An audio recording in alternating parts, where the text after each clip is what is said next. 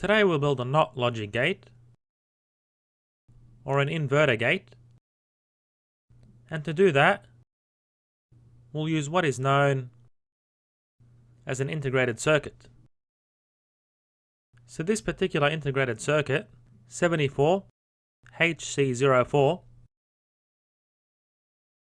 is a hex inverter, and generally to know how it works, you'd look at the data sheet, which I've linked below in the description. So the main things to know is that the 14th pin is connected to the positive terminal of a battery, and the 7th pin is the ground, so we connect this to the negative terminal. And being a hex inverter, we can see that there's 6 NOT gates inside the circuit. So when we connect the pin 1, which is an input pin, it gets passed to the inverter gate and then outputs the inverted result to pin 2. And this is similar for the other gates, which go from pin 3 to 4 and so on. So we'll just use pin 1 and 2 when building our circuit. So when we have an input of 0, so that will be low voltage or 0 volts, and this is treated as an off switch or 0 bit, which we expect to output 1. And in the data sheet you'll find that the high voltage is 5. So if this high voltage is input into pin 1, it's treated as an on switch, and the output in this case through pin 2 is going to be 0 or off. So to input on or off into the inverter, we use a switch, and we use a light emitting diode with a resistor here to verify that our logic is correct. So if we pass in a low voltage, we expect the diode to light up, and a high voltage will cause it to switch off. So with that in mind, let's build our circuit. So again, we'll use our breadboard in Tinkercad, and see the linked video below if you don't know how to use a breadboard. And we'll use a power supply. So that's going to have a voltage of 5 volts. And now we'll look for our hex inverter. So this inverter here is going to have our NOT logic gate built into it. So you'll notice there's a dot here to mark the first pin. So we have input 1 and output 1, being one of the NOT gates that are built into this circuit. And here we have the power, so that was VCC or positive. So this will be connected to the VCC or positive terminal, and this ground will be connected to the negative terminal. So we'll connect our positive terminal to the top here, and we'll change the color to red.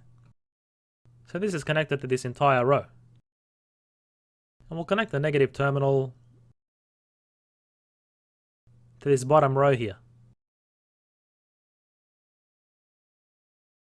So remember that the ground pin is pin 7, so that goes to the ground.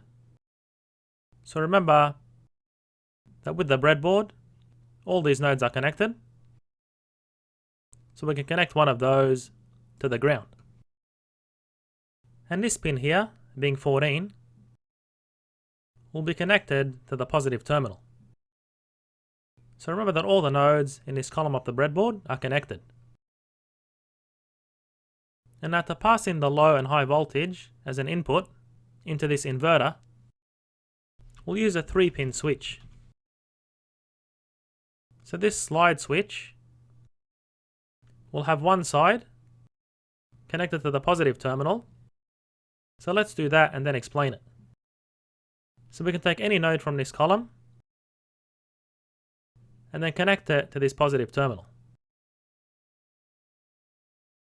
And then this terminal will be connected to the ground. So we'll change that to black.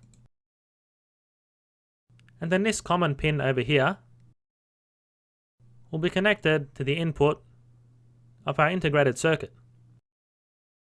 So we'll connect it to this column over here of the breadboard.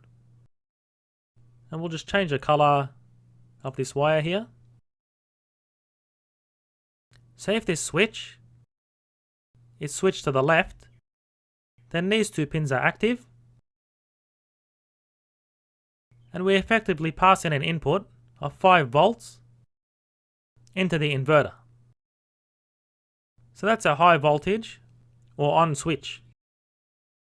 And then if the switch is flicked to the right, then the common pin and ground pin are engaged, and therefore we're passing in an input of 0 volts to the inverter. Now this output pin will go to our diode, so what we'll do is add a light emitting diode, or LED, and put it in this position, and then we'll add a resistor to avoid burning it out if the voltage is too high.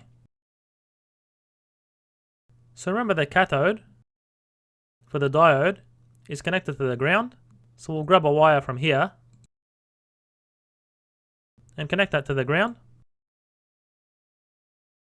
and then we'll connect our anode to the output of this hex inverter. So we'll grab a wire and connect it to this column. So this connects it to the resistor, and the resistor is connected to the anode of the diode. So let's just make this blue to distinguish the output from the input. And now if we run this simulation, we have 5 volts where our on switch engaged, so the diode will be turned off. And if we switch this to the off position, then the diode lights up. So that's expected with our inverter. Off gets inverted to on, and on or high voltage gets inverted to off. And that's what we expected when we filled our truth table here.